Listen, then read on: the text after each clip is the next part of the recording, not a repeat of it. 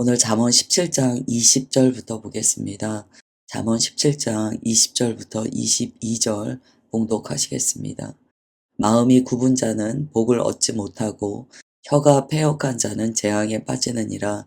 미련한 자를 낳는 자는 근심을 당하나니 미련한 자의 아비는 낙이 없느니라. 마음의 즐거움은 양약이라도 심령의 근심은 뼈를 마르게 하느니라. 아멘. 이 마음의 중요함에 대해서 계속 말씀하십니다. 사람의 마음은 그 사람의 삶을 결정합니다. 마음이 어떠하느냐에 따라서 그 사람의 삶도 그렇게 살게 돼요. 성경 말씀은 우리의 말과 행동이 모두 마음에서 나온다라고 가르쳐 줍니다. 그리고 그것이 세상에서도 운명이라고 이야기하죠. 그것이 자신의 삶을 이끌어가는 것이다 라고 가르쳐 줘요. 이 말과 행동, 마음 모두 넷페시에 해당합니다. 잠언 오늘 말씀에서는요, 이 마음이 삶에 얼마나 큰 영향을 끼치는가를 가르쳐 줘요. 20절에 따르면 마음이 굽어 있다, 혀가 패역하다, 즉 마음과 말이 왜곡되어 있으면 그 삶이 왜곡돼 버린다는 거예요. 굽어진다는 거예요. 마음이 굽어 있기 때문에 정직하지 못하고 제대로 정확하게 판단하거나 바라볼 수 있는 능력이 없습니다. 제가 처음에 중고차를 샀을 때가 기억이 나요. 그때요, 제가 좀 속았던 것 같아요. 중고차를 샀는데 핸들이 한쪽 방향으로 꺾여 있었습니다. 저는 제가 운전이 미숙해서 그런 줄 알았어요. 나중에 보니까 제가 운전이 미숙한 게 아니고 그 차는 핸들을 놓고 이렇게 악셀을 조금 밟아보잖아요. 그러면 차가 왼쪽으로 기웁니다. 제가 그 차를 타고 고속버스를 탔을 때 별로 운전이 능숙하지 않은 상태에서 고속도로를 타다 보니까 막 차가 자꾸 왼쪽으로 기우는 거예요. 그래서 너무 겁이 나서 자꾸 오른쪽으로 핸들을 꺾었습니다. 살짝만 꺾어야 되는데 자꾸 많이 꺾게 됐어요.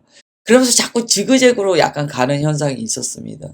그래서 옆에 차가 빵빵거렸어요. 제가 조는 줄 알았던 거죠. 마음이 왜곡되면 이런 일이 발생해요. 핸들 자체가 꺾여 있는 거예요. 그래서 그 삶이 왜곡됩니다. 마음이 왜곡됐으니까 말은 어떻겠습니까? 말도 왜곡돼요. 그러다 보니까 겉으로는 잠시 잘 되는 것 같다 보여도 결국 그 삶이 무너진다는 거예요. 마음이요, 결국 자신의 삶에 커다란 영향을 미치고 절대적인 영향을 끼치기 때문에 마음이 온전한가를 우리는 늘 살펴봐야 합니다. 말실수라고 생각하는 것이 있을 때요, 내가 이 말실수를 왜 했는가를 봐야 돼요. 혹여 그 말이요, 내 마음의 굽어짐으로부터 나왔다면 말만 바꿔서는 되는 문제가 아닙니다. 마음의 문제를 들고 주님께 나아가야 한다는 거예요. 21절은 이렇게 말씀해요. 미련한 자를 낳는 자는 근심을 당하고 미련한 자의 이 아버지는 낙이 없다는 거예요. 즉 자신의 이런 마음의 굽어짐, 이 미련함이요, 자기에게만 영향을 끼치는 게 아니고 가족 전체에 영향을 끼친다라고 이야기합니다.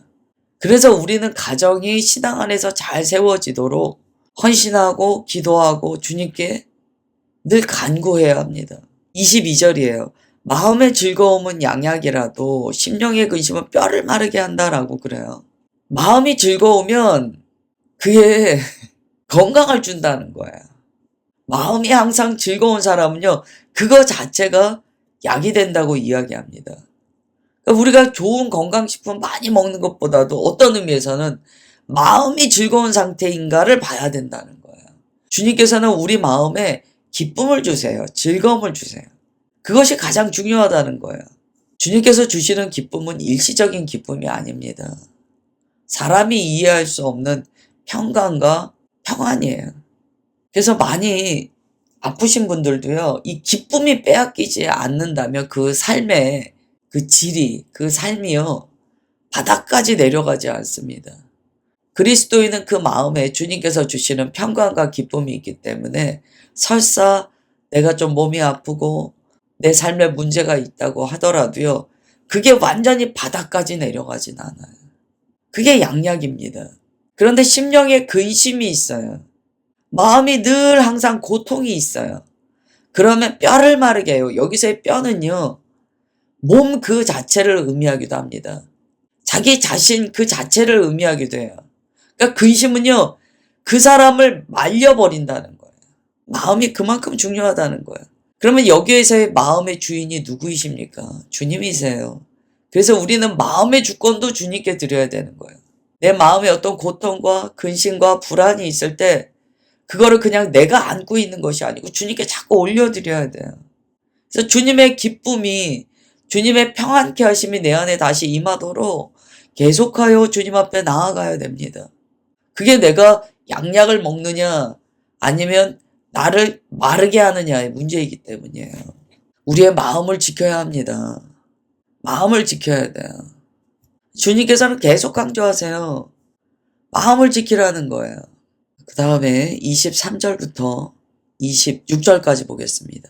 악인은 사람의 품에서 뇌물을 받고 재판을 굳게 하느니라. 지혜는 명철한 자 앞에 있거늘 미련한 자는 눈을 땅끝에 두느니라. 미련한 아들은 그 아비의 근심이 되고 그 어미의 고통이 되느니라. 의인을 벌하는 것과 귀인을 정직하다고 때리는 것은 선하지 못하니라. 아멘. 정의와 공의를 따르는 삶에 대해서 말씀하세요. 뇌물은요, 하나님의 의의를 왜곡시킵니다. 뇌물은요, 인간의 탐심을 이용한 죄악이기 때문에요. 뇌물은 그 사람의 눈을 흐리게 해요. 그 공동체를 부패하게 만듭니다. 그래서 이 뇌물은요, 하나님의 의의를 이루지 못해요. 하나님께서는 이스라엘 백성 안에 이 뇌물의 문제를 계속 말씀하십니다. 왜냐하면 그 당시에 권력자들이요, 탐욕이 있는 사람들이었어요. 탐심하는 자들이었어요. 그러다 보니까 그들은요, 뇌물을 받으면 정의롭게 판결하지 않았습니다. 하나님의 진리의 말씀으로 판결하지 않았어요. 뇌물은요, 먼저 받느냐 뒤에 받느냐에 우리가 속으면 안 돼요. 뇌물을 먼저 받을 수도 있지만 뒤에 받을 수도 있어요. 뇌물을 약속하고 뒤에 줄 수도 있어요. 무엇이 됐든지 간에 그 뇌물이요, 재판을 흐리는 뇌물이라면, 하나님의 정의를 굽어지게 만드는 뇌물이라면 하나님께서 굉장히 크게 다루세요. 오늘날 이런 일이요, 세상에는 많습니다. 근데 세상이 이러는 걸 우리가 탓할 수 없어요.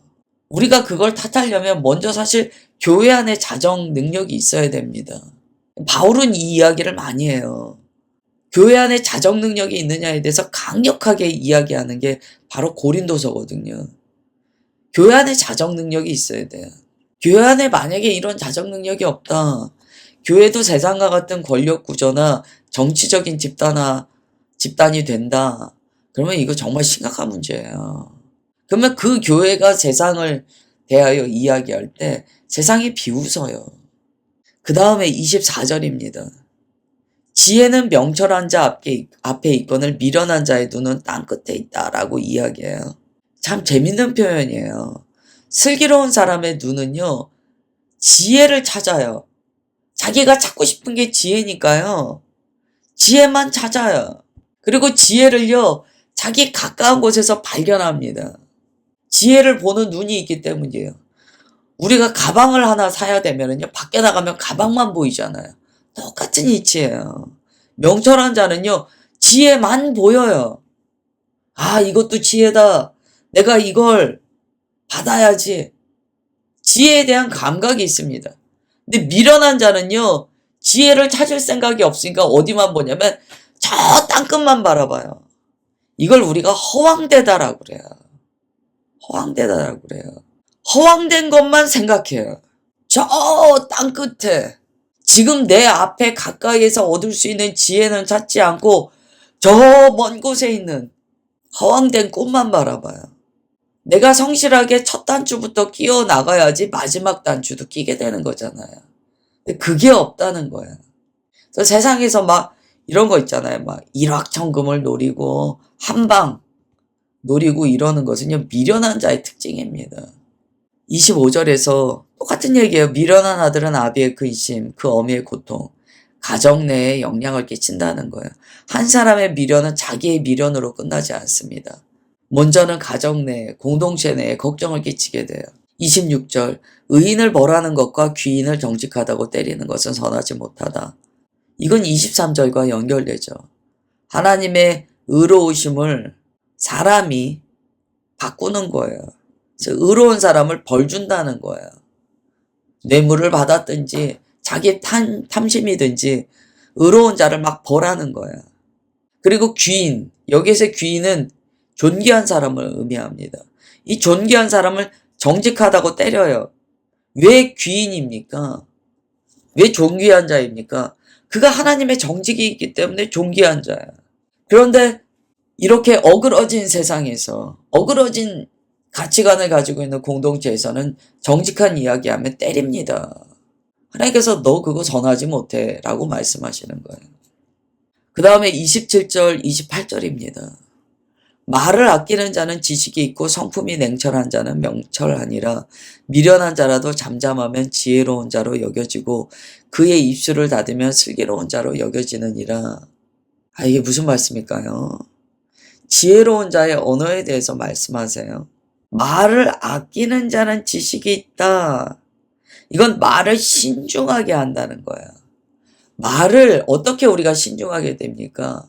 그 말을요, 나온다고 다 하는 게 아니고 하나님의 진리의 말씀으로 필터링이 되어 있는 거예요. 이 말을 해도 될까? 이 말을 하는 것이 주님께서 기뻐하실까? 이제 저는 개인적으로 이게 설교를 준비하다 보니까 참 이게 감사한 게요. 그 이전에 제가 몰랐던 것들을 조금 더 깨닫게 되는 영역이 있어요. 바로 이 말에 대해서 그래요. 설교를 준비할 때요, 그냥 준비하지 않잖아요. 주님, 이렇게 설교해도 되겠습니까? 그리고 다시 주일날 일찍 일어나서 설교 말씀을 한번 쭉 다시 묵상을 하거든요. 왜냐하면 그때 주님께서 말씀하시는 게 상당히 많아요. 그래서 사실 그 아침에 설교를 많이 수정합니다. 그래서 흐름이 많이 바뀌어요. 제가 목장 콘티를 미리 만들거든요. 이 목장 콘티와 말씀이 때로 좀 다를 때는요, 주일날 아침에 주님께서 많이 수정하신 경우가 그래요. 그런 과정을 통해서 뭘 말씀하시냐면, 우리가 이렇게 하는 말이 있잖아요. 이게 주님의 필터링을 거쳐야 된다는 걸 많이 경험하게 돼요. 주님께서 이렇게 하는 게 좋겠어. 혹여 또 제가 이거는 부담돼서 좀 뺐던 거라면 이거는 네가 말해야 돼. 이런 것들이 조율이 돼요. 말을 아끼는 자는요, 신중한 조율의 관계가 있다는 거예요. 쉽지 않죠. 우리는 그냥 뇌에서 딱 지시하면 바로 입으로 나가버릴 때가 얼마나 많습니까? 성품이 냉철한 자는 명철하니라. 여기에서 냉철하다는 것은요, 사람이 차갑다는 이야기가 아니에요. 여기서의 냉철은 정말 말을 할 때요, 나의 주관적인 생각이나 감정을 배제하고 주님께 묻는 냉철을 의미합니다. 그만큼 신중한 거예요. 그러다 보니까 필요 없는 말이 제하여지고 충동적인 말이 제하여지는 거예요. 그러지 않으면 우리가 필요 없는 말을 많이 하게 되고 충동적인 말을 많이 하게 됩니다. 제가 사역할 때요, 어떤 분들이 요즘에는 좀 그렇게 이야기 안 합니다. 지금은 제가 이제 목사가 됐기 때문에 제가 다 받아야 된다고 생각하고 그렇게 안 해요. 근데 이제 과거에 제가 전도사 시절에는요, 이런 경우가 있었어요. 무언가 막 저에게 쏟아내려고 할 때 제가 좀 스톱시키는 경우가 있었어요. 집사님, 권사님, 이 말씀을 제게 하시고 나중에 혹시 이것 때문에 힘들어하지 않으시겠어요? 제가 물어봤어요. 그 다음에 말씀하시게 했습니다. 요즘엔 그렇진 않아요. 제가 목사가 되다 보니까 그 다음에는 그것마저도 제가 품고 제가 가져가야 된다는 생각이 있어요. 근데 그전에는 그렇게 했어요. 왜냐면 이게 전도사라는 직임이 약간 제한성이 있거든요. 어떤 말을 나에게 막 쏟아낸 이후에 힘들어하는 것들을 제가 볼 때가 있었어요. 그래서 그렇게 이야기했습니다. 그게 맞다는 건 아니에요. 그러나 27절의 말씀과 좀 연결이 돼요. 우리가 무언가 막 말하고 싶을 때요, 주님 안에서 이게 분별이 돼야 됩니다. 이걸 다 쏟아내야 될 말인가? 아니면 이걸 말에도 충동이 있잖아요. 말의 충동을 이겨야 되는 내용인가? 이거를 좀 분별해야 된다는 거죠. 이건 이제 지정의 영역이 다 연결됩니다. 감정과 또한 분별 있는 생각과 이게 다 연결이 돼요. 그 다음에 28절 그래서 이야기해요.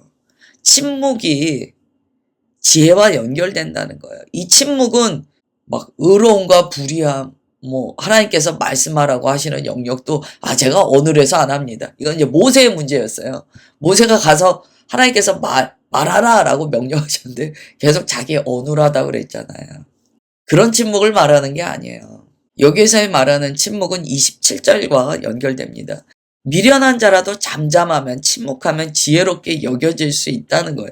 이건 미련한 자에 대한 어떤 칭찬이 아니에요. 침묵이 가지는 가치에 대해서 말씀하시는 거예요.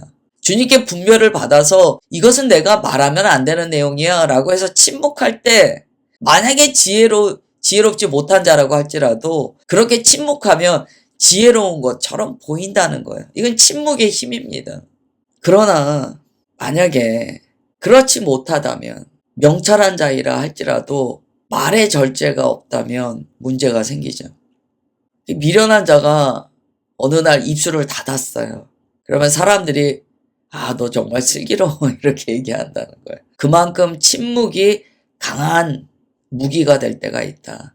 침묵이 하나님의 지혜로서 침묵한다면 그것은 무엇보다 말보다 더 강한 무기가 된다라고 가르쳐 주세요. 그 다음에 18장 보겠습니다. 4절까지 볼게요. 무리에게서 스스로 갈라지는 자는 자기 소욕을 따르는 자라 온갖 참 지혜를 배척하느니라. 미련한 자는 명철을 기뻐하지 아니하고 자기의 의사를 드러내기만 기뻐하느니라. 악한 자가 이를 때에는 멸시도 따라오고 부끄러운 것이 이를 때에는 능력도 함께 오느니라. 명철한 사람의 입의 말은 깊은 물과 같고 지혜의 샘은 솟구쳐 흐르는 내와 같으니라. 아멘. 1절에서 중요한 말씀을 하세요. 고립되는 자가 있대요. 스스로 고립되는 자가 있다는 거예요. 이렇게 스스로 고립되는 자는요, 자기 중심적인 특징을 갖는데요. 자기 소욕을 따른대요. 그리고 나의 지식만이 옳다라고 이야기하는 경향이 있대요. 이런 일들이 상당히 많아요. 공동체에서 스스로 자기를 분리하는 사람의 경우를 보면 많은 경우 이렇습니다. 내 말이 옳다라는 것을요, 끝까지 주장해요. 그리고 결국 자기 소욕, 자기 중심적인 생각에 매여 있습니다. 주님께서 말씀하시는 무리에게서 스스로 갈라지는 자는요, 왕따 당한다는 이야기가 아니에요. 자기 스스로, 이거는 일종의 스타죠. 스스로 따당하는 거예요. 근데 이 스타가 되는 기질 중에서요, 자기 중심성이 강한 사람, 교만이 있고 자기 생각이 옳다라고 하는 경우가 있다는 거예요. 이건 그냥 저는 혼자 있는 게 좋습니다 라는 어떤 기질의 문제를 이야기하는 게 아니에요. 이게 막 사람이 너무 많으면 이게 내향인들은 피곤함을 느끼잖아요. 그 이야기를 하는 게 아니에요. 약간 이 벽을 친다 그러죠. 그런 경우가 있어요. 그런데 그 내면이요, 굉장히 자기 중심성이 강하고 자기 교만, 나의 오름이 강할 때요, 이 사람 위험하다는 거예요. 여러분, 이런 일은 없어야 돼요. 우리가 공동체 안에서요, 무언가 우리가 지혜를 얻는 시기에요, 자기 고립으로 들어가는 경우가 있습니다. 왜냐하면 내가 옳다라고 주장하면 그런 경우가 좀 생기거든요. 근데 이게 위험해요. 결국 마귀가요, 이렇게 양 무리에서 벗어난 양을 잡잖아요. 이거는 신앙 안에서 너무나 많이 반복되는 일이기 때문에 우리가 정말 많이 들은 이야기예요. 신앙 안에서 이런 일이 실제로 많이 발생합니다. 참 주의하셔야 되는 내용이에요.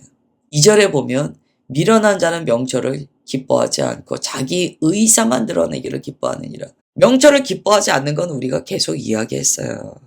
명철을 기뻐하지 않는다. 어떤 조언도 듣지 않는다. 이거는 다 이야기했어요.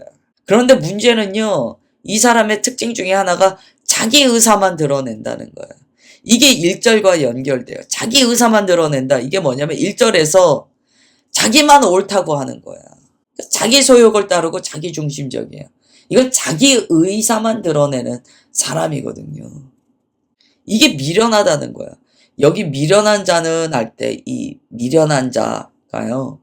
원어 한번 찾아보세요. 바보 이렇게 적혀 있어요.